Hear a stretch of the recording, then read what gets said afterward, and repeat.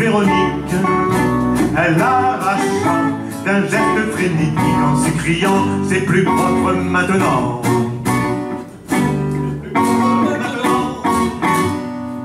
Le trottoir devant chez Laurette avait poussé une vergerette. Elle arracha sans pitié la pauvrette en s'écriant « C'est plus propre maintenant ». Pourtant, il faudra bien vous habituer à voir souiller l'espace urbain de toute cette saleté, de cette vermine.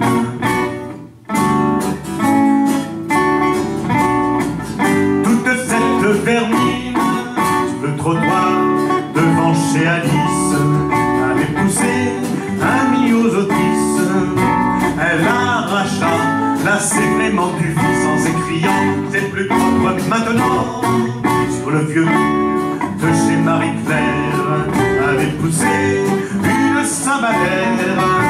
Elle arracha d'un geste de colère en s'écriant « C'est plus propre maintenant ». Pourtant, il faudra bien vous habituer à voir souiller l'espace urbain de toute cette saleté, toute cette vermine. Depuis que nos édiles ont légiféré, zéro phyto dans la commune. Zéro phyto dans la commune. Le trottoir devant chez Jasmine avait poussé une cardamine. Elle arracha tout de beau la crétine en s'écriant « C'est plus propre maintenant ». Le trottoir devant chez Marcel avait poussé une pavronnelle. Elle arracha sans cœur et sans cervelle en s'exclamant « C'est plus propre maintenant ». Pourtant, il faudra bien vous habituer à voir souiller l'espace urbain de toute cette saleté, toute cette vermine.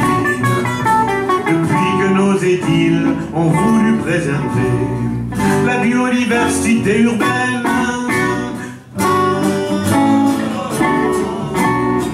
la biodiversité urbaine, j'ai invité Françoise et Monique, Marcel, Alice et les autres hystériques à venir s'initier à la botanique de l'autre côté du périphérique.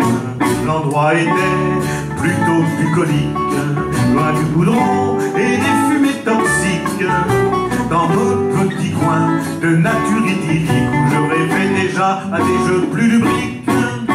Pourtant, au petit matin, il n'y avait plus personne au jardin, et moi planté là, j'avais l'air malin, mes marguerites à la main.